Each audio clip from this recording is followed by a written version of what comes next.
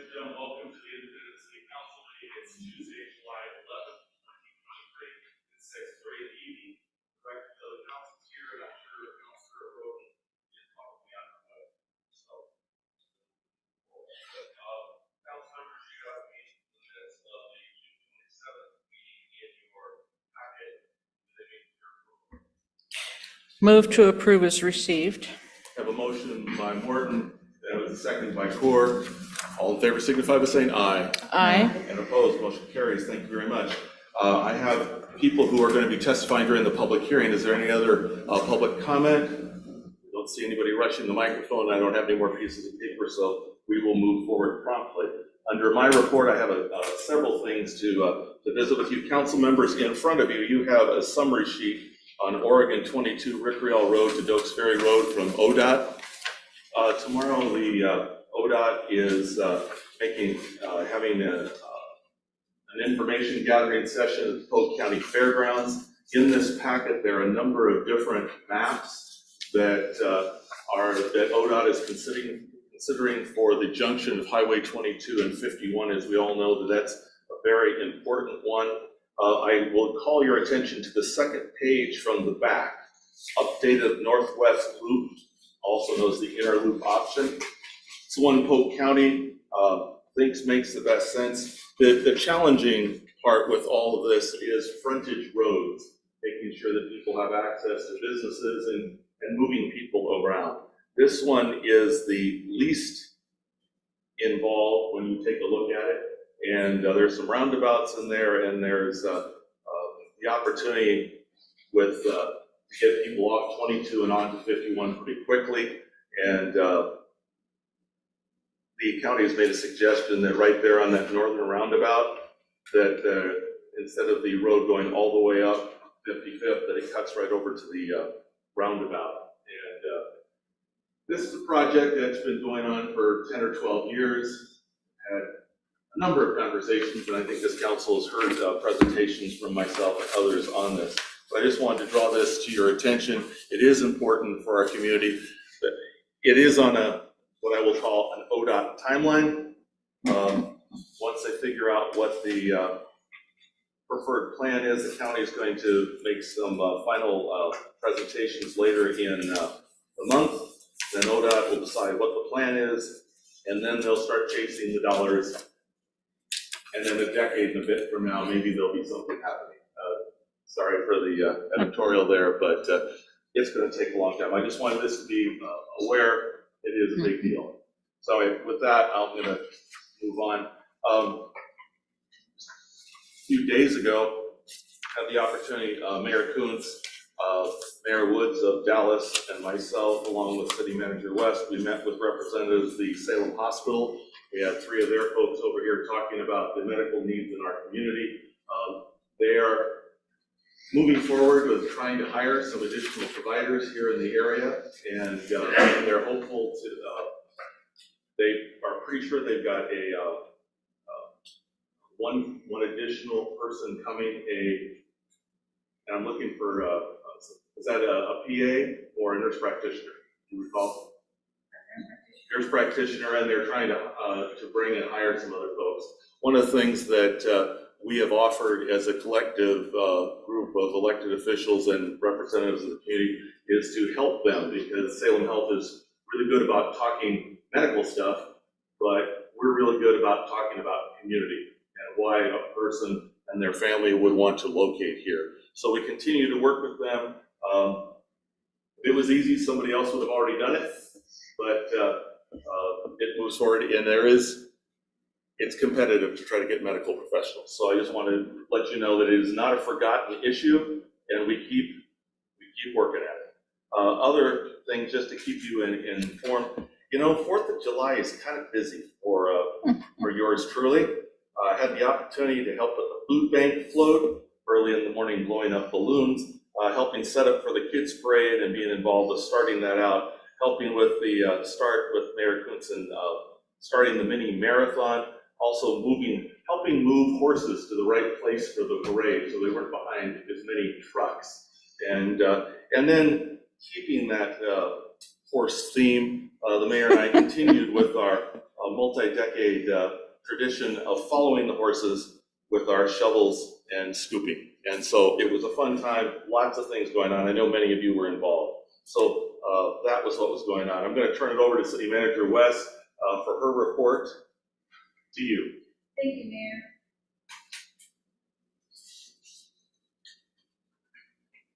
I don't have a lot tonight.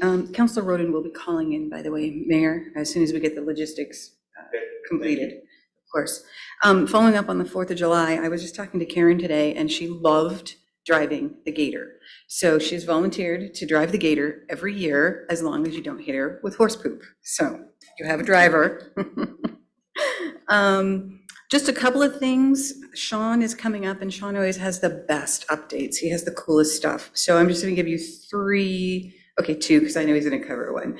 Biosolids removal is complete from Lagoon number 2. Really excited by that.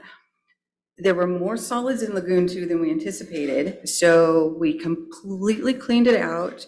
And as of July 3rd, we had removed approximately 1,700 tons of biosolids, which is the equivalent weight of 1,043 Honda Accords. That's a lot of biosolids. We plan to remove biosolids from Lagoon 3 as part of the wastewater treatment project, or plant upgrade project. And then Lagoons 1 and 3 will be completely cleaned out. 4 has hardly any solids in it, so we're not even gonna mess with that one. So we're gonna have 1, 2, and 3 done. And then we don't have to worry about removing biosolids for decades. The only other thing I really want to talk about is we're moving forward on the Sunset Park project, which we're super excited about. As you know, that was grant funded by the Oregon Parks and Recreation Department from the state of Oregon. We're meeting with the engineers and the play landscape engineers later this week on site, and this is moving forward. We're still looking at spring to break ground and get moving on that project. So it's a super exciting project, one we're really excited about, and thanks to Sean and his people, we received a grant for that. That's all I have tonight. So we'll go up to our next. Good evening, Mr. Irvine. I get the opportunity to be formal here. It's always good to have you here with us. Thank you. Thank you, Mayor and Council. It's always good to have a nice introduction like that. So I just want to give you a little catch up on things that we've been up to for the last while. Obviously, this isn't going to be any kind of a comprehensive list, but just wanted to hit some high points. So event-wise, I think you all know July 4th is a huge lift. Courtney puts in a ton of work on that, as well as a bunch of other people. There will be obviously reports later on about kind of how July 4th went, but it's great to kind of see another one in the books. I'd say well done. Great crowd, great event. Of course, that also does herald the River's Edge Summer Series coming right in after it. Put in a lot of work putting those pieces together. We're starting tomorrow with Jungle Cruise, the movie, and then on Friday we've got Eagle Eyes, which is a Eagles cover band. And then we've got 6 more weeks worth of events coming after that. Again, this is one of these things that we started working on probably in December, January, just talking to bands, getting all the pieces together. And now it's like we're kind of rolling the ball downhill and just chasing after it to make sure it keeps going in the same direction. Business support wise, we're always looking to try to find new ways to help our businesses. This is also, we've got, a little bit of ARPA money left, and we're sort of been trying some different things to really see if we can identify a few things that work well that we can then, in subsequent years, even after ARPA money is gone, maybe use TOT money or other funds that we can scare up to create some significant programs that help our local businesses. Right now, we've still got the Small Business Technical Assistance Program that's ongoing, started in about February. This was a shared program with City of Monmouth, offering one-on-one business consulting for local businesses to help with things like marketing and branding and developing a brochure or a logo, social media strategies, things like that. We have 10 local businesses that are participating in that. Seems to be going really well. We do have some funding left over, and so we're going to actually open up a second round here in a little while, probably on towards the end of summer, to see if we can do a little bit more good with what we've got. But that's really a great example of trying to give people the tools to then be able to continue on without city funding, to be able to continue following these good practices and help continue to strengthen their businesses. Also, we created a Marketing Mondays program, and this was also, again, in collaboration with City of Monmouth. Marketing is something we constantly hear from our businesses that they need support with, that they need help with, that they need to learn more about. And so we created this Marketing Mondays program. Again, Courtney was the one really leading this one, but the idea was one Monday a month, because Mondays are typically a time when a lot of businesses are closed and have time.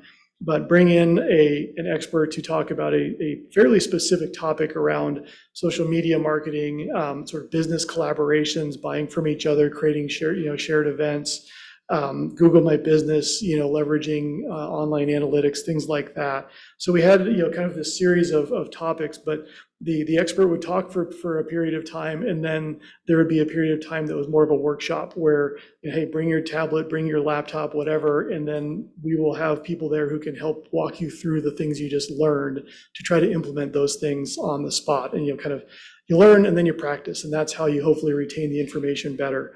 Those were honestly in my opinion, a huge success. We've had, I'd say, poor luck in recent years post-COVID with class type settings. People just don't seem to want to come to classes. But this one, I'd say we averaged about 30 plus people at each of the 6 sessions. Really good, successful, good range of types of businesses, people from Independence and Monmouth, really kind of the types of folks we were looking to reach. And so we're going to bring that back this coming kind of fall, winter, and do another series based on some of the feedback that we got from participants about other topic areas they want to learn more about, areas that they want to kind of dive in even deeper than where we got. And just one kind of little anecdote to give you. Another part of what we're trying to do with this was to build a shared sense of community. You've got a bunch of different business owners who are at different levels of marketing skills, marketing knowledge, and we want them to help each other. So actually, one of our technical assistance program participants ended up hiring someone that she met at one of the Marketing Monday programs, and then subsequently said, hey, I'm happy enough with this person. I don't need the technical assistance support anymore. So please kind of take me out of that program and save the money for somebody else who needs it more. So that was a great outcome from that program, and we hope to see more of that type of thing happening, people working together. So speaking about business support, this is the other kind of business support that we don't like to have to do, but obviously you all heard about the Marquee Spa relocating their manufacturing operation. I've been continuing to follow up with our partners to make sure that we're working to help the folks who are employed there to find a soft landing. Willamette Workforce Partners is our local workforce investment organization. We've worked with them to organize a rapid response team that actually happened today, coming on site to talk to the employees, identify training needs they may have, identify areas of interest they have. They're going to have follow-up meetings, I believe, next week, and then they're going to be bringing a job fair actually to the site towards the end of this month. And so it's really kind of working with the folks to help them really kind of get into the system, figure out where they want to go, help them, with if they need resume skills, if they need interview skills, if they need other training programs, get access to them, and then put them in front of other employers in the area. And I know the Willamette Workforce folks have said they're pretty confident. There's a lot of demand out there still for manufacturing employees, and they're pretty confident that folks are going to be able to find a place to land.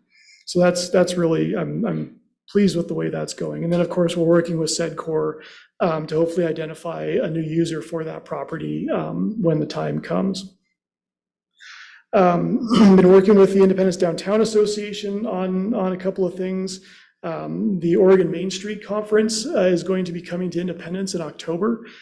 So Oregon Main Street, there's a National Main Street Association that kind of creates a model for revitalizing small town main streets based around history and economic revitalization and marketing and volunteerism. The Downtown Association is part of the Oregon branch of that program. And so there's an annual conference of all the Main Street communities in Oregon that get together, learn from each other, as conferences are. And it's a real honor to be chosen as a host for that, that conference, because they see us as a model. They want to be doing tours to talk about the things that we've done and be able to learn from things that have happened in Independence. It's going to bring probably 250 to 300 people to our community for about 3 days in the fall season. And they're going to spend a lot of money, and they're going to see a lot of good stuff. So that's another thing that's taken a fair bit of work to kind of figure out and to organize, but it's going well. And I think it's going to be a great showcase for our community. Also working with IDA on the Oregon Main Street grants. And so the Oregon Main Street Association has a grant program to help revitalize historic buildings in Main Street communities. We got one of these grants to help Parallel 45 fully build out their building, create a couple more tenant spaces and room for more food trucks. That's ongoing, and we're handling reporting for that. We also just recently found out that IDA was awarded a grant to help the Opera House build apartments in the upper floor of that building. And so that's going to be moving forward. He's still working through his final design and permitting and everything, but that's going to be moving forward probably spring, summer of this next year. To kind of wrap it up, been doing a lot with infrastructure. I know Gerald talks infrastructure all the time. I'm sort of, Marshall and I are always kind of out there looking for money. And so doing a lot of work in that regard. And then I think a piece of really good news, I actually found out this late today that Willamette Workforce Partners is giving us $25,000 to implement the sidewalk repair program. We've been working to get that ready, but there was a funding gap that needed to be filled. They are going to fill that for us, and so that program is now going to move forward. I was hoping to get it going by this coming Monday, but that is definitely too soon. But I'm hoping now for a week from Monday that we'll be able to get started. We have reached out to all of the property owners on the sidewalk abatement list. We've heard back from 10 of them that would like to participate in the program. That's a great number to start with. I honestly don't know how many sidewalks we're going to be able to accomplish this summer, but that's at least a good number to start with. So it's great news. Looking forward to getting going with it, and I will share more details once I have them. That's, I think, enough for my report, unless y'all have questions from me. Councilor Court? It's the Wednesday, Thursday, Friday of the first week of October. I think that was the 4th, 5th, and 6th. Yes. Okay.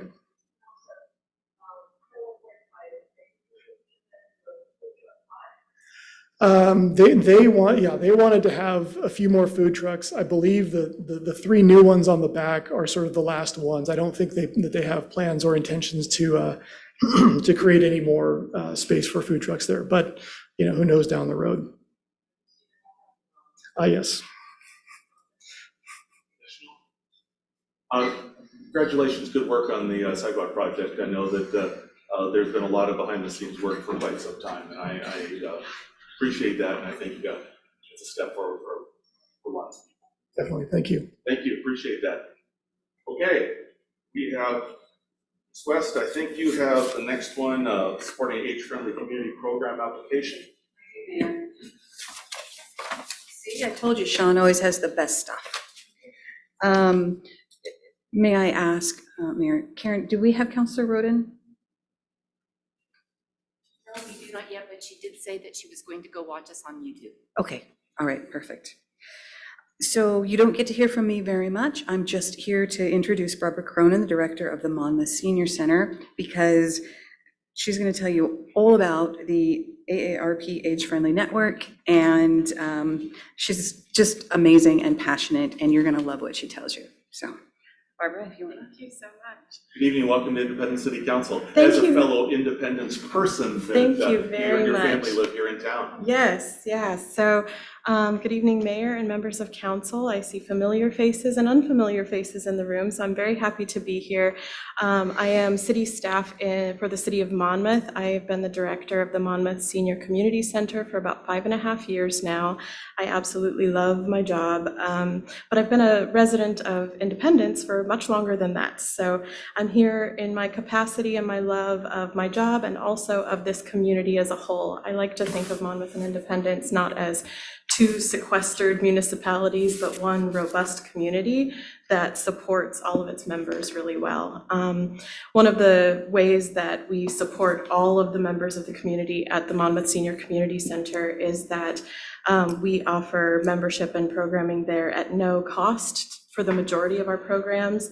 There's no residency requirement. You do not have to be a citizen of Monmouth to attend programs there. In fact, we have membership from Polk County and several surrounding counties as well. There's also no age restriction, so it's not a 55 and older membership. Anybody at any age can come in, and that's evidenced in some of our programs, like a creative writing class where we have people from Western and older community members joining together. So we're also lucky to have a senior advisory board that looks at kind of issues that affect older adults in the community and how we can best serve them as a city department in Monmouth. What I'm here to talk to you about today, and the resolution that's before you to discuss, is applying as a city to the AARP Age-Friendly Network. What that looks like and what that can do for a city is sort of varied. But what it is it's a commitment from the elected officials in the community to looking at the age friendliness of your community. That's sort of a 3-step process that I'll break down for you. And I'm happy to also answer any questions in the middle of my presentation as well as at the end. The 3 steps, the first one is to apply. To apply, you don't necessarily need to adopt a resolution as a city, but I believe that adopting a resolution as a city can show that you're committed to actually looking at this from a holistic aspect as a municipality. The second step of the process is to assess your community. For AARP to jointly bring in Monmouth and Independence to this, they do require 2 separate points of contact. I will be the main point of contact, and as there isn't a direct counterpart of mine in the City of Independence, Shannon Core has agreed to be the secondary point of contact, but she and I have already been working together quite well on this process and what this might look like. During the assessment period, you're looking at 8 domains of livability that have been outlined by both the World Health Organization and AARP. Those 8 domains are listed in the resolution. The first 3, outdoor spaces and buildings, transportation and housing, are the built environment, whereas 4 through 8, social participation, respect and social inclusion, civic participation and employment, communication and information, and health services and community supports are all part of the social environment. So we're looking at the built environment, the social environment, and how it impacts people. AARP requests that you're specifically looking to gain information and data from people 60 and older. I was able to work with a class and Dr. Melissa Cannon at Western Oregon University to create a survey already to put out into the community that looks at all 8 of these domains. And we're also planning on doing at least three public forums to gather data from the public, and those are to be held both in Monmouth, Independence, and potentially at the school district or fire station, somewhere neutral in between, because we're trying to get membership from all over the community to give us information about what is working well and what we could definitely improve on. The third, once that kind of action plan is finished, the third step is to achieve the designation from AARP. You'll be designated an AARP age-friendly community. You will appear on their website as AARP age-friendly community in that network. There are currently 10 Oregon communities that have achieved this designation and benefited from the resources and the support from AARP. In addition to the resources and support you get, it also makes you more eligible to receive funding through grants through AARP. It gives you extra points towards applications. And you also get pride in a community that is committed to serving all of its members well. When you think about age-friendly, especially from the perspective of AARP and the fact that they're looking for information from older adults, you might think that, oh, what about youth? What about ways that we can focus on all of the members of our community? But age-friendly really truly benefits all members of a community. I can say as a mother of a toddler, I could benefit from a bench in a park or a bench at a bus stop just as much as someone over the age of 60 could. So it's something that can benefit more than just our community members that are 60 and older. So what I'm asking you to support today is the resolution that's before you that discusses why this can be important and how independents can benefit from it. And I'm also happy to answer any questions you might have before you have a discussion. Questions for the presenter? I just want to say that we did have one of the forums already. It was well attended. We got lots of great information out of it, and Western students helped facilitate that. It was really kind of eye-opening to sit in the audience and listen to 20-somethings telling me what over 60s want. But it's great to have that interaction. So I'm looking forward to them being more involved in the future. Great. Okay, this is an action item, and it is in your packet, and I would love for a motion to be made. Karen, can you bring it up? Thanks. I move that the council adopt resolution number 23-1588, expressing support of the city's application for membership to the AARP network of age-friendly cities and communities. Second. I have a motion and a second by Martin Willis. Discussion? Really appreciate you taking the time to do this. I had the pleasure of visiting with the statewide director. We shared a panel at a League of Oregon Cities conference, and they're real excited about our possible participation in that. So I'm excited about this. Vandana is the state director, and she is absolutely enamored with Monmouth and Independence and very excited that we're potentially moving Yes. this forward. Without any discussion, all in favor signify by saying aye. Aye. And opposed. Motion carries. Thank you very much. Thank you very much Appreciate for it. your time. Sergeant Gilbert, I think you have a couple of the next, we have two of the next ones.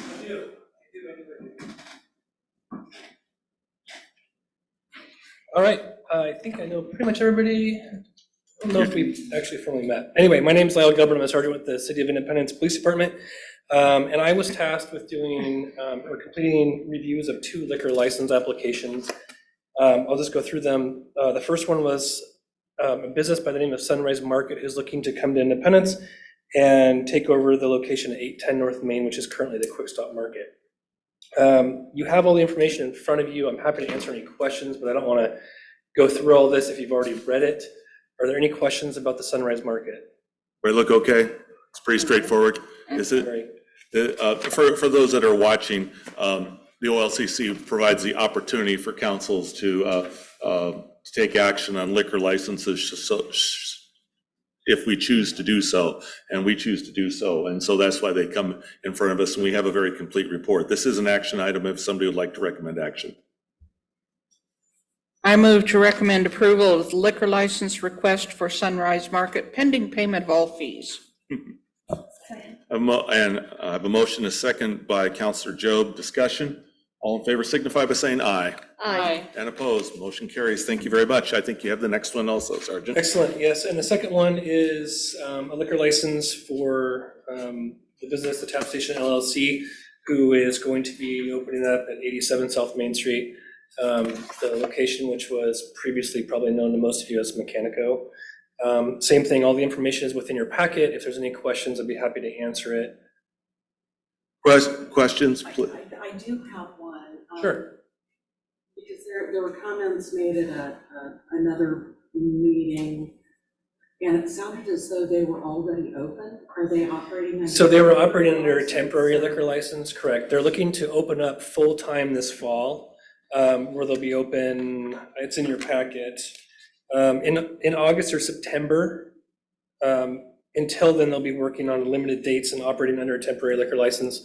So this is the full-time permanent liquor license. Right now, they're operating under a temporary one. And I have noticed there is some construction going on down there. Is this entity, they are buying the property, not just renting it? Is that what I Correct. They're understand? purchasing the property. is my So understanding. this is going to be a whole different management and ownership than it previously was open as the tap station under. There is going to be, it's in your, I believe it was in your packet. Did I not include that? It's a So new one of the individuals who was involved in the tap station previously is hired as like a representative to help them with the logistics, but Consultant it is kind under of. new Mhm. management. Yeah, or Okay. under new ownership, I'm sorry. That's what I was trying Yes, to get at, yes. yes, thank you. Correct. There are no additional questions? Again, this is an action item. I move to recommend approval of the liquor license request for the tap station. Second. I have a motion, second by Core. Discussion? All in favor signify by saying aye. Aye. Aye. And opposed. Motion carries. Thank you very much. Thank Appreciate you. it. Okay, we're going to now move into a public hearing on annexation and zoning. And I have a lengthy script that the state requires me to read, so here we go. I'm now going to open a public hearing on annexation of property and designation zoning file number AX 202301. My name is John McCardle. I'm the mayor and chairing this hearing. This hearing will be conducted in accordance with the Independence Development Code and state law, ORS 1977763. Specifically, the staff will first present the staff report and recommendation. The applicant will then have an opportunity to present the proposal and address any issues raised by the staff report and recommendation. For public testimony, I will first ask to hear from people who would like to speak in favor of the proposal. I will then ask to hear from people who have neutral comments or questions about the proposal, neither for or against. Finally, those in opposition to the proposal will have an opportunity to present testimony, starting with the appellants. City staff will then present additional material and recommendations based on the public testimony. The applicant will be given the opportunity to have the last word. After each presentation, I'll ask for questions from council. If you intend to present oral testimony, please fill out a request to speak form located with Karen and give that to city staff and they give it to me. We are recording this hearing, so please also clearly state your name and address when called to speak. This will help in preparing accurate written minutes of the hearing and also assist with mailing copies of the decision to all interested parties. If you have written testimony or other evidence to submit, please give them to staff so it can be entered into the record. Given the number of people present, we ask that each speaker limit themselves to no more than 5 minutes. Staff will time. Please remember that all presentations will be timed. You will be informed when your allotted time has expired. All speakers exceeding the time limit will be asked to immediately conclude their remarks. If you do not finish your presentation, be sure to provide a copy of your statement to staff. The applicant will not be limited to 3 minutes, but they are encouraged to limit their presentations as they are able to be respectful of our time constraints this evening. In order to minimize repetitive testimony, organizations are encouraged to have only one person speak for the group, with other members of the organization standing to show their support. Each person may testify only once unless called back to the podium at the request of the council to respond to a question. Thank you for your cooperation. Now, the mayor and the council are required to disclose any conflicts of interest and ex parte contacts that they have with the proposal or applicants. That is, whether we have any financial or other personal interest in the proposal and whether we have spoken with anybody about the proposal outside of this hearing. Also, counselors may only participate if they can do so without undue bias, either for or against the application. Do any counselors wish to make any disclosures? Okay, nobody's making disclosures. Are there any challenges from the audience as to conflict of interest, ex parte contacts, or biases related to any member of the council? See anybody jumping up? Okay, I have some required statements. State law requires me to tell you a number of things at the beginning of the hearing. First, the applicable substantive criteria that apply to this application are contained in the written staff report and will be identified and discussed in the oral staff report. Second, your testimony, arguments, and evidence must be directed towards these criteria or other criteria in the comprehensive plan or development code that you believe apply to the application. That's ORS 1977635B. Third, failure to raise an issue accompanied by statements or evidence sufficient to afford the decision makers or other people an opportunity to respond may preclude appeal of a decision on this application based on that issue, ORS 197.7635C. Finally, to the applicant, failure to raise constitutional, or other issues related to the proposed conditions of the approval with sufficient specificity to allow the city to respond to the issues, preclude an action for damages in circuit court. That's ORS 1977963B. So I'm now going to open the hearing and ask staff to present the staff report. Perfect. Can I, do you mind if I sit over here? Any objection? No objection, go ahead. Perfect. I got a lot of materials and I like to look at the audience too. So hi there, my name is Fred. I'm the city planner here at the City of Independence. I'm here to present tonight on this annexation, annexation 2023-01. The annexation and zone change request specifically pertains to 5.86 acres at 601 Stryker Road. The current zoning of the property is county zoning. It is light industrial zone out in the county, and the proposed zoning would be city heavy industrial zone. Now, the reason for that is currently the property is not zoned by the city. And when a property is annexed into the city, we have to essentially apply regulations to apply to the property. And as such, we have to define the zone that comes in. So this is really a two-step process. The first process is annexing the property and whether or not to annex the property. The second process is then what should the zoning be? So based on that, the criteria for this application are included in our Independence Comprehensive Plan, Independence Development Code. We've followed state law doing this as well. And then the provisions specifically are subchapter 11, 12, and then 14. 14 doesn't really apply because 14 as it's written only applies basically to the southwest portion of the community. Based on that, I went through the conditions. I sort of looked at this stuff. Looked at things like our land use element, our urbanization element, our public facilities element, and this proposal is consistent with all of these, with all of those elements. Our future land use map calls out this site as a future industrial site.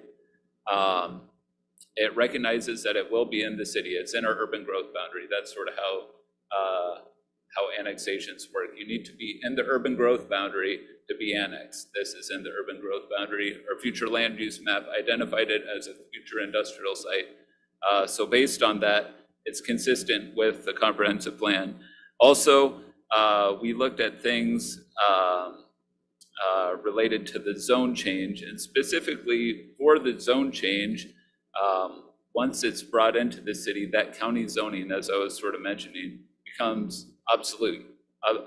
We can't essentially go and use the county zoning to then regulate the site. And so we need to apply the zoning to the site. And so you have three criteria that it needs to meet, at least one of those criteria. Those are included on page, I don't have the exact number of the staff findings, page 3 of 4.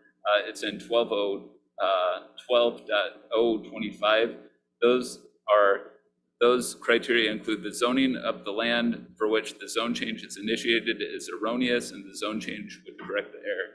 If this property is brought into the city, that county zoning then all of a sudden becomes an error. It just can't apply anymore. And so as such, we need to rezone the property. We are proposing heavy industrial for the property, partially because, Karen, can you show the existing zoning map? And I always get halfway through the presentation, I'm like, oh, I'd love to have my laser pointer, and then I realize it's over with Karen every single time. So we can, right, okay, so here's our zoning map. I'll get that. You can see the property could be annexed, right? But the south of the property is heavy industrial. You can see that this right here is all heavy industrial. It makes sense to me just to continue that heavy industrial up to this site. We got a question from one of the council members, one of the council members asked me coming in, at what point was that originally zoned industrial. When was it designated industrial out there? It was actually, I ran upstairs and got it. It was originally designated in 1979. I mean, can you believe that? This is a hand-drawn map. This is stuff like this that makes me think, man, I'm glad I'm a planner now. It's so much easier to make maps. Can you imagine making something like that?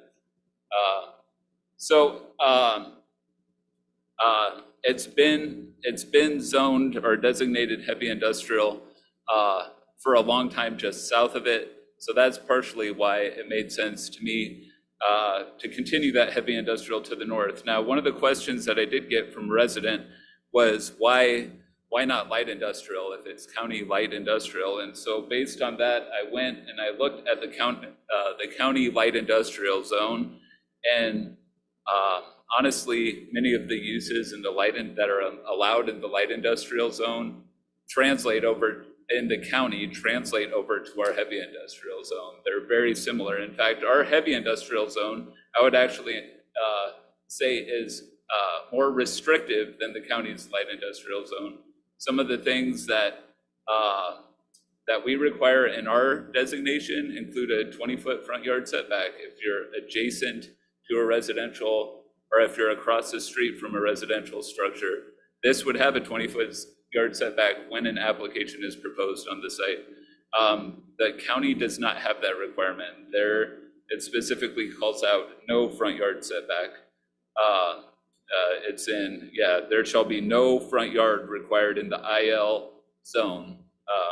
So there's no front yard setback for it. Also, their side yard setbacks in the county are, I want to say it's 6 feet, and then essentially having a buffer and a fence. And we, in our heavy industrial zone, we require 10 feet. Also, their light industrial zone has a height limit of 70 feet. Our heavy industrial zone has a requirement, or it has an allowance of 70 feet as well. So just sort of looking at the two zones together, they're very similar. Ours, like I said, would be, I would argue, is more restrictive. Some of the things that are allowed in the county light industrial zone, a conditional use, you could do a rendering plan in the county industrial zone. So there are things, I would say, I would argue that ours is actually more of a restrictive zone going to the heavy industrial zone. Now, based on all of that, I want to just make one more distinction. This is an annexation and then a zone change. Right now, there is no application proposed for the site. That will be, any sort of future development on the site will be processed as part of a separate permit. This is the first step for just essentially bringing them into the city, and any future development on the site will require site design review. And if it's of a particular size, it will require that site design review in front of the Planning Commission. I just want to make that clear because, and notice will go out for that site design review and everything. I just want to make it clear because sometimes land use can be kind of confusing. It's not exactly the simplest process sometimes. So what you folks are considering tonight is specifically, should this property be brought into the city? And if so, what should the zoning designation be? Based on all of that, my recommendation is that this application for annexation and zone change be approved, and that the zoning designation be specifically heavy industrial. Are there any questions?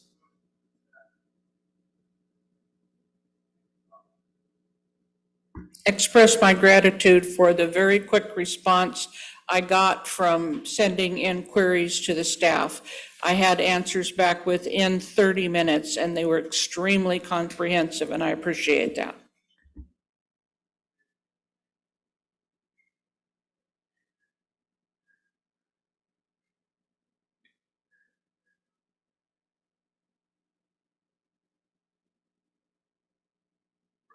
From the railroad, I would have to look at that parcel more. Can you scroll down, Karen? I think there's another exhibit in it. that gets more detailed. I'd want to, the next one, there's a detailed picture, the next page down. Yeah.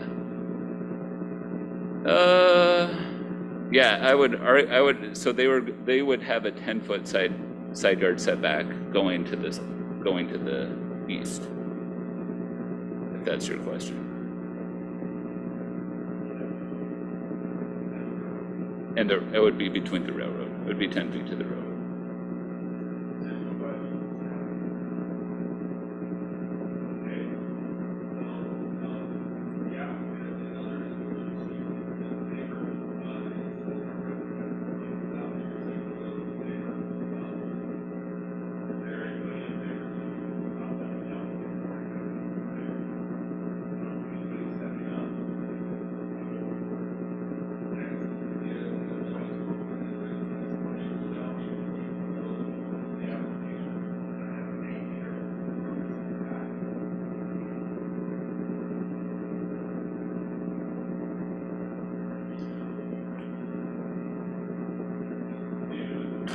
Hello again, how are you doing? Bruce Patton, 805 Sky Ritter Drive, Independence. I'm a licensed civil engineer, state of California, retired license, and I managed major construction, major projects at a nuclear power station for a living, at least the end of my living. Okay, there are 5 residential streets adjacent or abutting this subject property. And as you can see, they're RM residential and then the RSA, the Air Park residential. The staff report completely ignores the residential neighborhoods, and in 12.025, slightly paraphrased, says the change to Independence heavy industries is appropriate because the property is adjacent to a heavy industrial zone. That's a wonderful thing to say, but my God, look at that, 3/4 or 3 times as much area is adjacent to a residential zone. That's not much of a justification. The people who purchased the houses in those residential zones were under the understanding that the subject property is in a Polk County light industrial zone. He's discussed this a little bit, but the staff report is incomplete and missing an analysis. At the minimum, I would expect, and I hope you, the council, would expect a detailed analysis of the differences between the Polk County light industrial and Independence heavy industrial standards. The final decision should not be made until that information is made available. Now, I started to do that today, this morning, and I want to compliment you on your documentation in the code. They have a very clear understanding of what is in Independence heavy industrial. I can't say the same for the county. It's maybe it takes an expert to do that. But I don't think you can approve this application without that information. The residents need that information. There is a slight amount of liability if you approve it without that analysis, if you want to think about it a little bit. I strongly recommend you postpone the vote on this matter until the staff report is properly amended, at which time you're probably going to be okay, but take my advice. Thank you.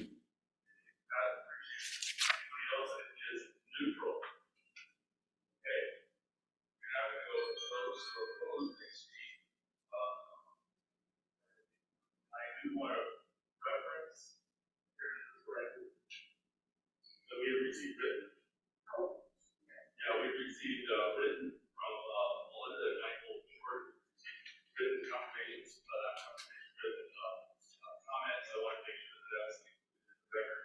And all I have is people who like to speak.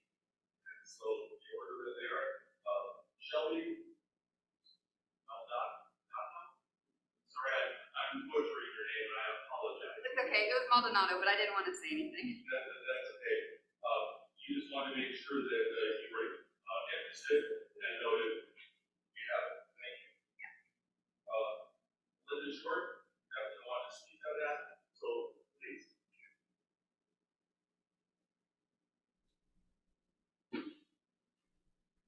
Good evening, welcome to City Council. Hello. Hello, my name is Melinda Short. I live at 606 Skyraider Drive, and I live directly across the street from the parcel in question. And I object to the annexation at this point of the parcel if it entails rezoning to heavy industrial. The city arbitrarily chose heavy industrial for this property simply because it abuts on one side. And I'm reaffirming what Mr. Patton said, the property is surrounded by more residential, medium density residential, and light industrial combined than heavy industrial. So why was that not taken into consideration before this recommendation was made? I've spoken to the owner of the property, West Coast Metals. They told me that that is just simply going to be a storage facility with possibly some small manufacturing going on. There aren't going to be a lot of trucks, and what trucks there are going to be going in and out of there from 8 to 5. So it's a fairly light use of the property. The business has already known what's going to go on there. There's no reason to assume it's going to need heavy industrial. So I don't see a reason to just suddenly make it heavy industrial just because that's just what's there. The neighborhood, the air park already has to put up with smell from Marquee Spas. We get the polystyrene smells pretty much every day at that end of the air park. We get smells from the lacquer from the cabinet facility floating through our neighborhood. We get light pollution from the growing operation that was allowed to go in heavy industrial in this area. We have increased traffic now. We have increased traffic noise. We have increased truck traffic. We have noise from delivery trucks. And on occasion, we have semis delivering to these businesses. They're block striker for long periods of time. It's only a 2-lane road, sometimes in both directions, while they're making deliveries or pickups. And most recently, we're facing the probability of a concrete block plant and all of the noise, vibration, pollution, and increased traffic that's going to entail going in across from our neighborhood, simply because that heavy industrial zone exists there. And I understand it has to exist there because there is no place, according to what we've been told, that it can be put in the city.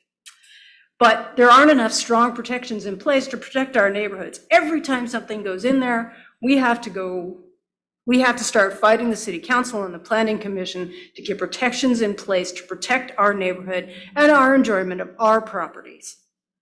All because the city's historically poor planning and lack of stronger zoning regulations to protect us.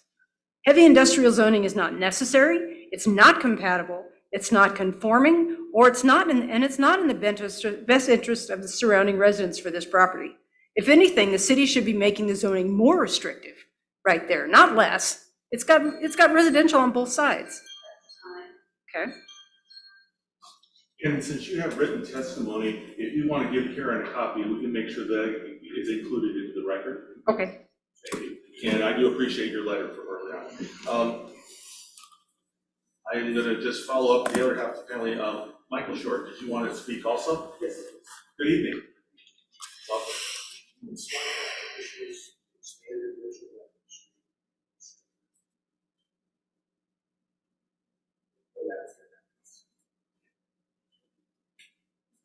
Again, good evening and welcome. Thank you, council, for letting me speak. My name is Michael Short. I live at 606 Skyraider. My property is right across the street from the proposed rezoning.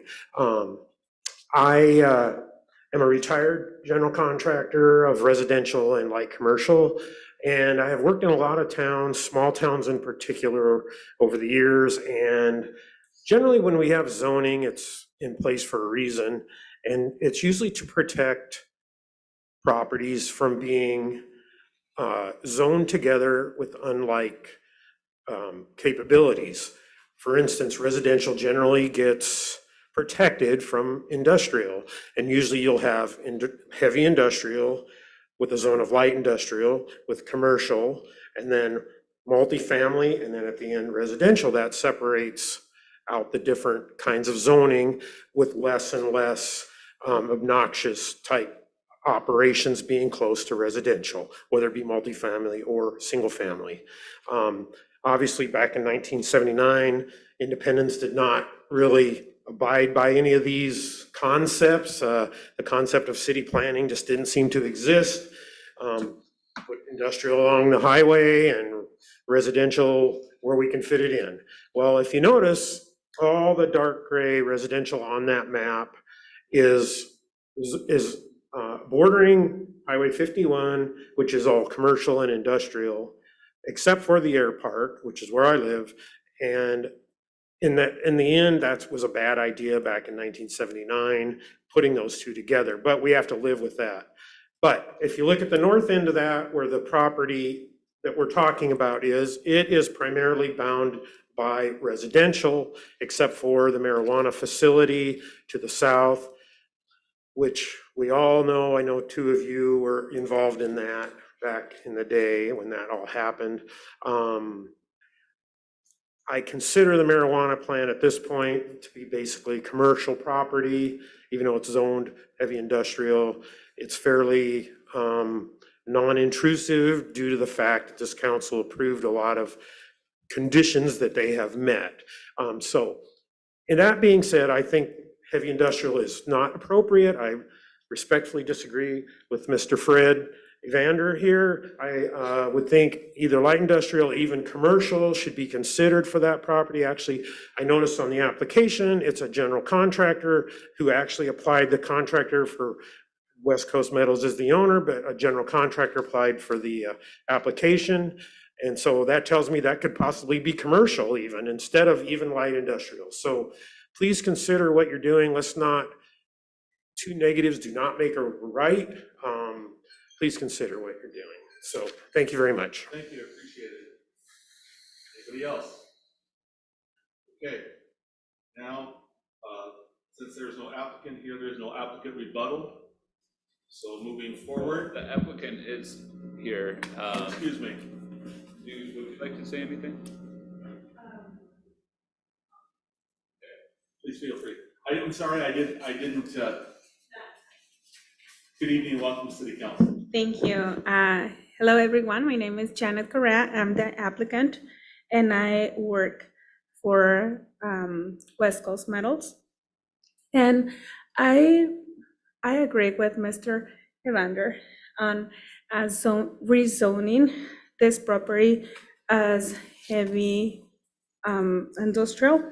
And I believe West Coast Metals can be respectful with the environment, because we are not planning to manufacture, or the owner is not planning to manufacture anything there, just storage or lightly assembling. And I met with him last week, and we are planning to keep like green zones and to keep the property nice, clean, and to not disturb neighbors or anything. So that's all what I have to share at the moment.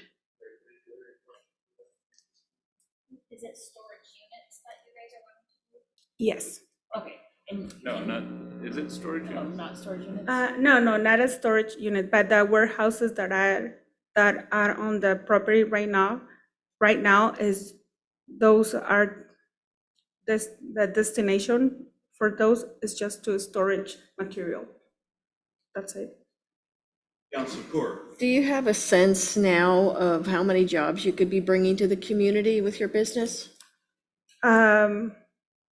Not at the moment, because he's planning to have just like maybe 3 or 5 people working on the property. Just a skeleton crew Mhm. kind of thing? Yes. Okay, thank you.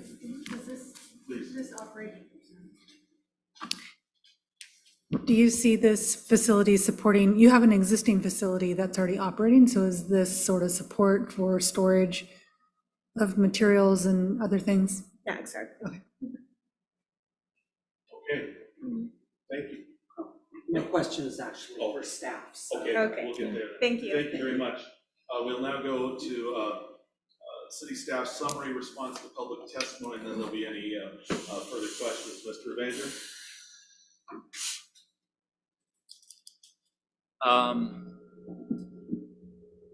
Yeah, I mean, I definitely could. So I guess there's a number of things. And I made a mistake here. I wanted to just, one of the people who wanted to definitely be noted, and I didn't say this, Edward Maldonado. I just wanted to make, he was in opposition, and I just wanted to make sure that he was noted for the record. That was my error for not saying something earlier. Okay, I'm out of order, but go ahead. My error.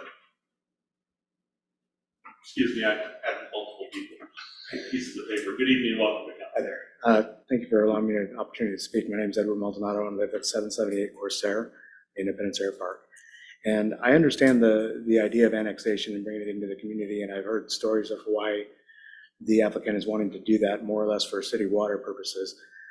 But the rezoning thing is, I think, an unnecessary step, and they may have the intentions of only using that facility and property for storage right now, but what happens 5 years down the road, 10 years down the road, 20 years down the road, when that person sells that property and someone intends to use it for a heavy industrial purpose where they are manufacturing or building something, and then you're right smack in the middle of dealing with the residents of that area once again. So I just wanted you to keep that in mind as we're discussing this also. Thank you, appreciate that. Thank you. I apologize again for being a little bit out of order. But now, going back to city staff, go ahead, Fred, it's you. All right, so I guess there's a number of things that I could bring up here. I'll try and address some of the comments. I'll turn on my microphone first. I'll try and address the comments one by one. So one was the adjacency to residential. And I mean, I understand that. This is one of those things where it's like at a certain point, there's always a transition between zones. And it's just how you do that transition. In this case, can you go to that next map, Karen, just to see it real quick? In this case, there are things that separate this lot from these lots, Stryker Road, for instance. Also, that separates these lots from this annexation lot. This is the railroad, right? And so this really is separated in to a certain degree environmentally from its neighbors based on those things. Also, like I say, there will be a setback from the front of any from the front of the lot, so 20 feet here. I will point out too that when this site gets developed fully, which I imagine at a certain point it will, this portion of a portion of this road will want to have dedicated, because this right now is not a sufficient right-of-way width to meet our standards. We required 66 feet out there. This you can see is probably 63 right here. So this next down right here, and we would want additional right-of-way there. So again, 20 feet plus that, it's gonna push that development even further from those neighbors. Like I say too, we have currently right now better standards for our heavy industrial zone than we do the county's light industrial zone. One of the standards that I neglected to mention is the fact that we require any commercial or industrial development to have 15% of their site landscaped. Right now, the county does not have that requirement. So imagine with very limited setbacks, like a 0 front yard setback and no landscaping requirements, that could get fairly significant. We also have things in our landscaping standards related to things like buffering. So we do have those standards, and we always can apply those standards to heavy industrial development. If you remember what happened with the Western Interlock project, for those of you who don't know, Western Interlock, included a buffer in their design as part of that project. And it's a very substantial buffer. It's like a 6-foot high berm, right? So we have things like buffering requirements as well. Yeah, go ahead and read that. So, council, it's going to be a little long, but I'm going to give you this information. Fred did a great review and provided me with the information, a comparison between what the county has now on that parcel and ours. So based on the county zoning of the parcel, this is what can currently go on that parcel based on the county zoning. Metal fabricated products manufacturing, including metal stamping, screw machines, bolts, nuts, screws, rivets, and washers. Machinery manufacturing facilities, sawmill equipment. Motor vehicles and motor vehicle equipment facilities, painting and wrecking. Wood and lumber products processing, manufacturing, and storage facilities, wood fuel dealers. Contracting and service facilities, building contractors, general, highway, and street contractors, heavy construction contractors, special trade contractors, concrete work, electrical excavating, foundation work, septic tank, cesspool, and catch basin, wrecking and demolition, and roofing. Cement, clay, glass, and stone products manufacturing facilities, including abrasives, asbestos, and other non-metallic mineral, concrete, gypsum, and plaster, cut stone, flat glass, glass and glassware, pressed or blown, glass products made of purchased glass, pottery and related products, and structural clay. Other use facilities including an auction house or market, although no livestock or poultry sales, motor freight depot, veterinarian office, and hospital. Wind energy systems, meteorological towers, and photovoltaic systems that are not commercial power generating facilities. The following uses are currently allowed on the property with approval from DEQ. Chemicals, fertilizers, insecticides, paint and allied products manufacturing facilities, fertilizers and insecticides. Food, grain, feed, and derivative products processing facilities, including gelatin, glue and size, and rendering. Machinery manufacturing facilities, service industry machines and equipment. Meat products processing and manufacturing facilities, slaughtering, canning, curing, smoking, and preserving. Metalworking shops, including blacksmiths, machining, and welding. Paper and allied products manufacturing facilities, including building paper and building board, converted paper and paperboard containers and boxes. Petroleum products and gasoline storage only, provided storage is underground. Transportation equipment manufacturing facilities, motor vehicle brakes. Wood and lumber products except furniture processing, manufacturing and storage facilities, sawdust and shavings, fuel, millwork, prefabricated structural wood products, wooden containers. The following uses are current conditional uses for the parcel. Auto racing track, food, grain, feed, and derivative products, processing facilities, including livestock auctions and sales, including feedlots, marijuana processing, and wholesaling. Metals, primary manufacturing facilities, iron and steel, non-ferrous metals, primary smelting of non-ferrous metals, secondary smelting and remining of non-ferrous metals and alloys, rolling, drawing, and extruding of non-ferrous metals. Machinery manufacturing facilities, including construction and mining equipment, engines and turbines, farm machinery and equipment, general industrial machinery and equipment, materials handling machinery and equipment, mining, pits and quarries facilities, earth, topsoil, clay, peat, sand and gravel pits, rock crushing, and preparing sand and gravel for construction uses or other special uses. Paper and allied products manufacturing facilities, including paper and pulp.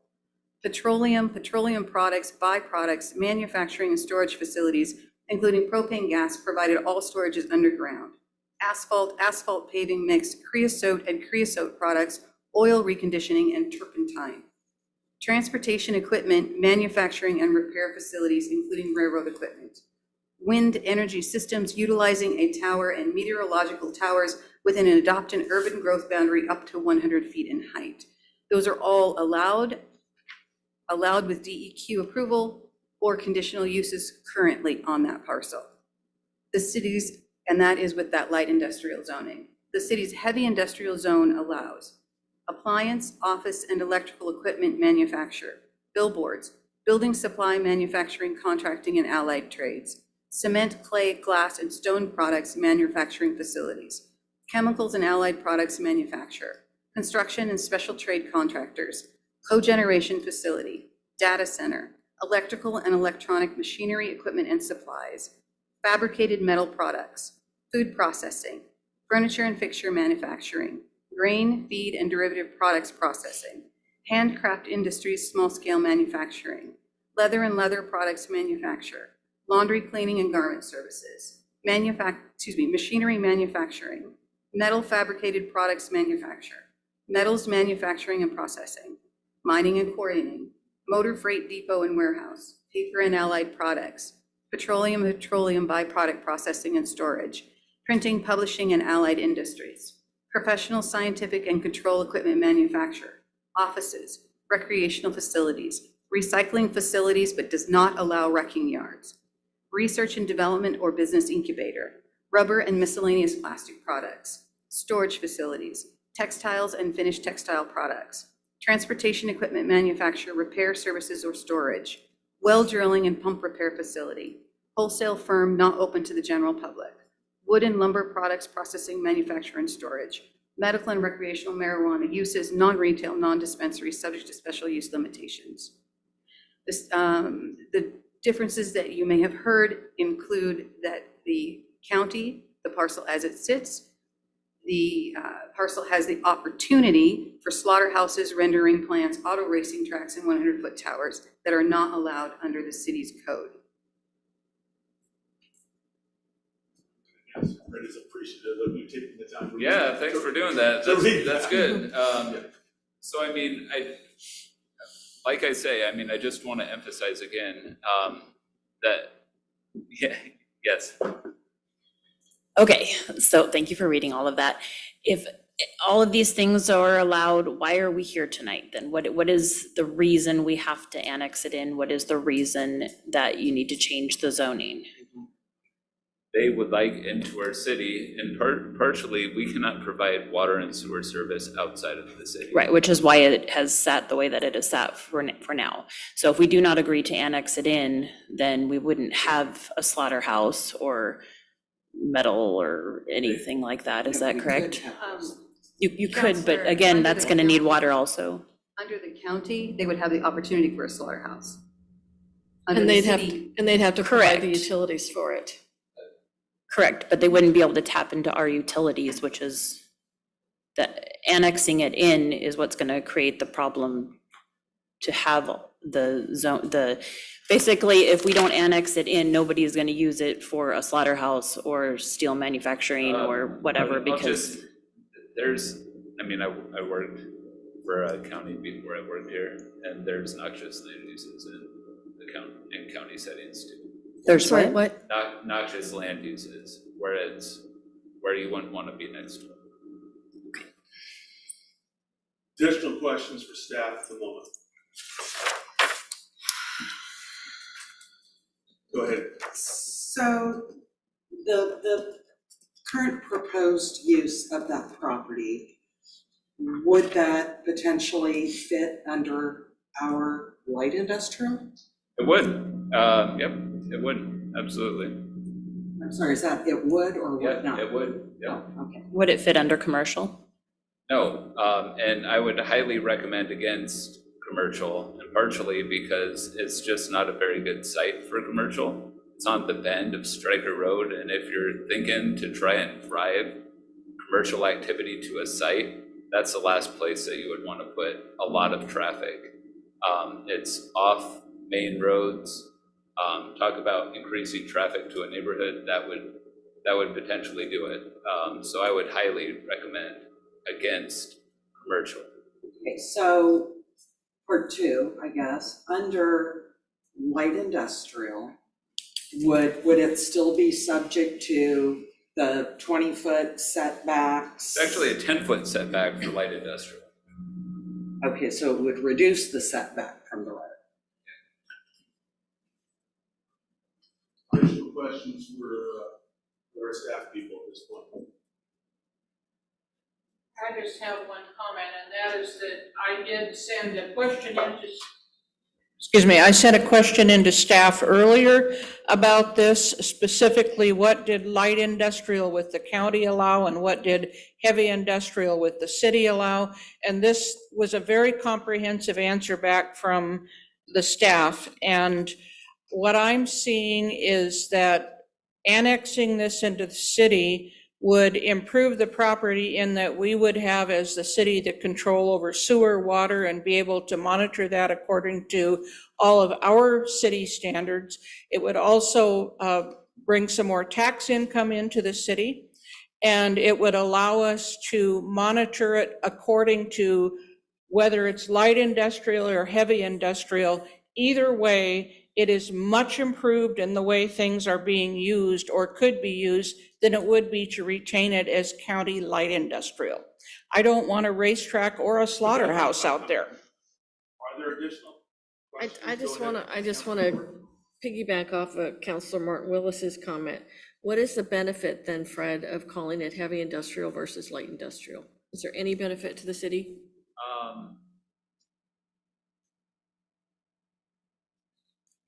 You know, you could go either way, and I think that it's just fine to go either way. Specifically, why I recommended heavy industrial is just because it's adjacent to heavy industrial. That's, it just made sense to me to continue that zoning north. You could do light industrial on the property, yeah.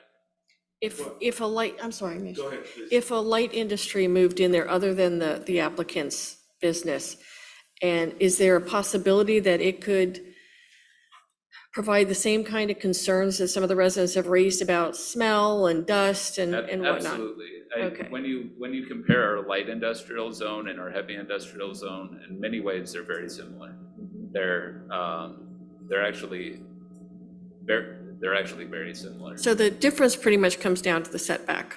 Well, it comes down to the setback. It also comes down to the height. So 70 feet is allowed in the heavy industrial zone. I think it's 45 feet in the light industrial zone.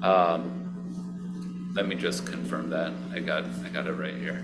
Well, it may be a question for city manager while you're looking that up. The 66-foot standard on Stryker that we're not meeting because it's 63, and then it's less going up. Who's going to address that, and how's that going to be done? Perfect. So when we get, so the perfect example is directly south of that. So that site right there, when Organic Investments went in, the city did not have that right of way width right there. And so when Organic Investments went in, one of the conditions was you have to dedicate, I can't remember if it was 3 or 6 feet to the city to make that right away with conform with city standards, and then we had them do a frontage improvement on the site too. And that's exactly the process that we would go through with this.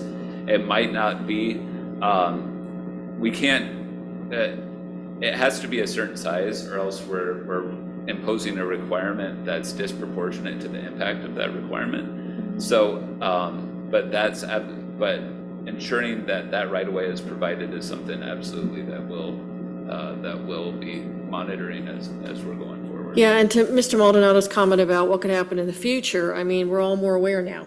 We all know what's going to go in there possibly, and we know what the concerns could be if it's something different. So just. Oh, yeah, so it's 45 feet, the light industrial zone. I do think that it's 45 feet. Let me look up one more thing, because I think there's an exception to that for certain types of things, so let me. I have oh, sorry. I'm sorry, council, would you be interested in a delineation between light industrial versus heavy industrial? It would take a little bit of time, but Fred has it. He has our chart right here. We can read it off if you wanted the We could differences. actually show it. So subchapter 7. While she's pulling it up, Schwartzler. I have a question that follows on to the Stryker Road dedicated width. So as it stands now with the county, so if they were to propose something through the county regulation, do we have the ability to ask them to do? So this annexation too would include the right of way, and we have worked with the county on getting that right of way right and designated. The city actually tried, and I think I included it in the staff report. City tried to annex the right of way in 2004. And it actually went to LUBA.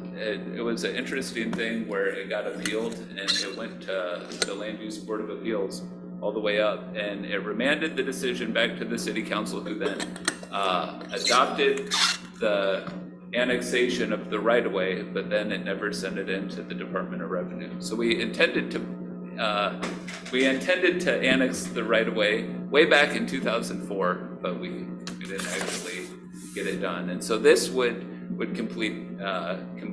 annex that right away. Subchapter, so you can see here on subchapter 37, and I tried to do it in just a nice, when we redid this, it was specifically for purposes like this, where we could look very easily and compare across zones. So you folks can take a look at that. I'm not gonna go through them individually. Maybe the IL, the IH, and the IP. Oh yeah, so the IL on the left is light industrial, the IH in the center is the heavy industrial. So you can see where there's a number, there's a little footnote associated with it. Where there's a blank, it's just not allowed. So certain things are allowed in heavy industrial that are not allowed in light industrial. What's the IP? Industrial park is west of the airport. Again, it's almost exactly like the light industrial. I mean, these zones, I don't understand why we have 3 of them, but we do. They're very similar. Go ahead, Councilor Swartzman. If I'm reading this correctly, Fred, if it was zoned light industrial, though, they could put in a childcare facility or a call center.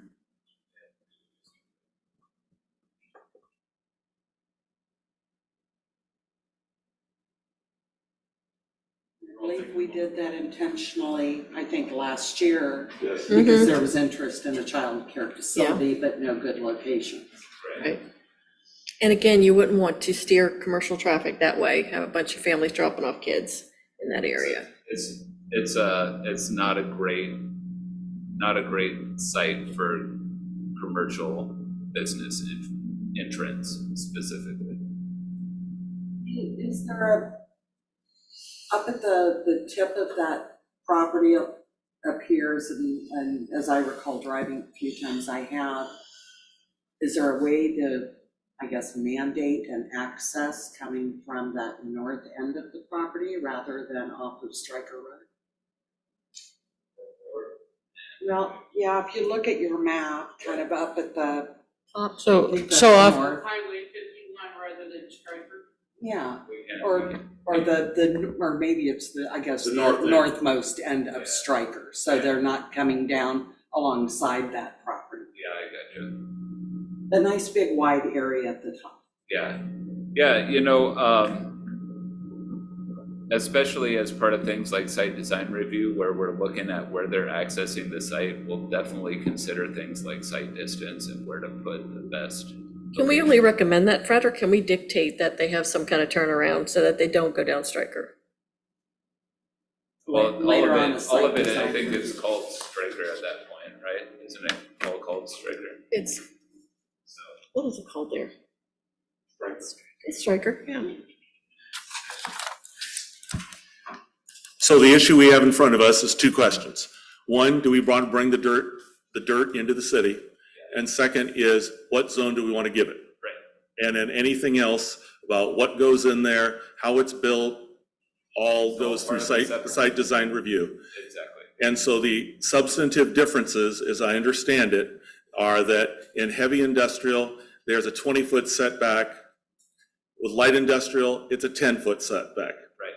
And then there are and those are the differences for independence. And then a lot of the things that the county, we are more restrictive than what the county's zoning is. Yeah. Is that the substantive, did I hit the major issues? I think you did. I mean, our light industrial zone is shorter than the heavy industrial zone as well. So, yes. Question. So let's say it was light industrial. Can we, as the city, still require the 20-foot setback, or are we not allowed to at that point because of the zoning? That would require a zone change. So So we you would can't, need you to- we cannot would dictate need- anything other than what is Right, exactly.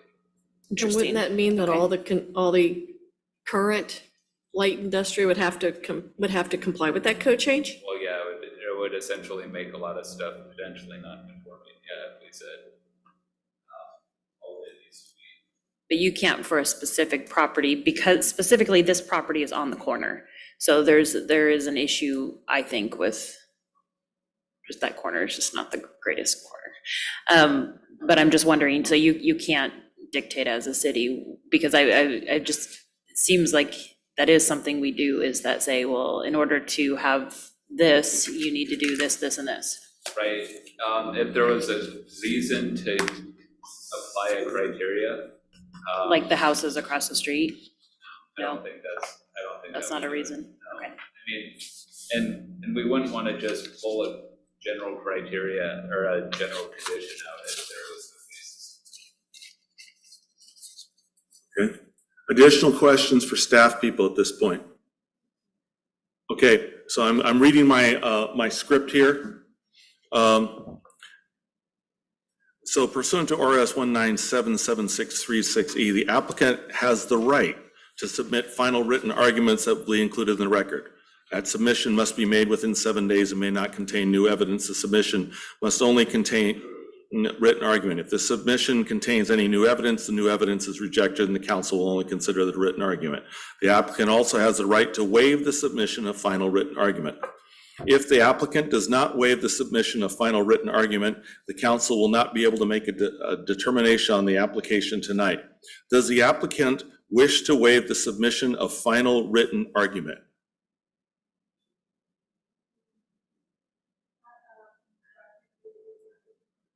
We haven't decided. You have the choice, and Fred, would you like to make sure, I want to make sure I explain this correctly, so you probably could do that better than I am. Yeah, so if you would like, you can submit any sort of argument if you would like, whether you would like either heavy industrial zone or light industrial zone, and you have 7 days to submit that written material. If you don't want to submit any sort of thing in writing, then you can say, I don't want to do that, and they can go ahead and make a decision right now. So it's up to you what you would like to do.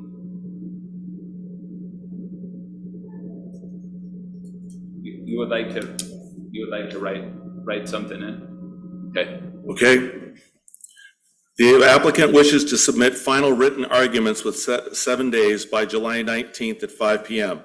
Those 7 days do not count towards a 120-day time limit for making a decision. As a result of the applicant's choice, the deliberations on this matter will be continued until the next meeting, which is July 25th, 2013.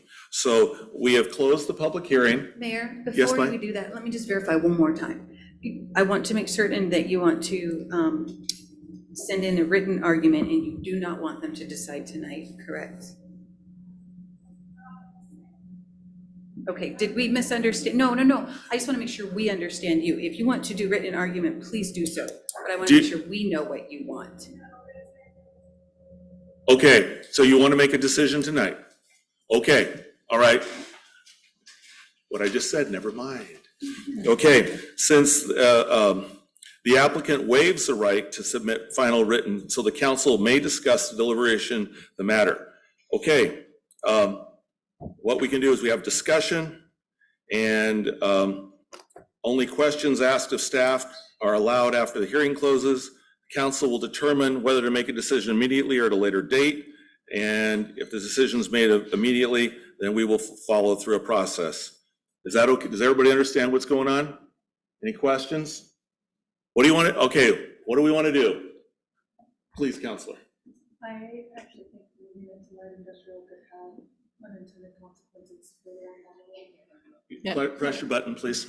I actually, You're I okay. actually think that moving it to light industrial could have unintended consequences further down the road than keeping it in the heavy industrial in this case. I agree with that, and we are not sure if that changes any aspect of the application that's put in front of us by the applicant.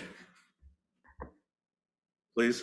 Basically, I really wanted to ask the question because what I was hearing from residents was the concern regarding the heavy industrial.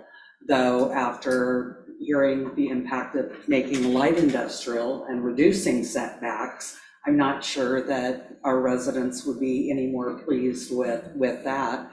And so I would actually, be really tempted to keep the heavy industry designation and keep the setbacks, and it sounds like what's going in. I'm sure they'll be there a while, so.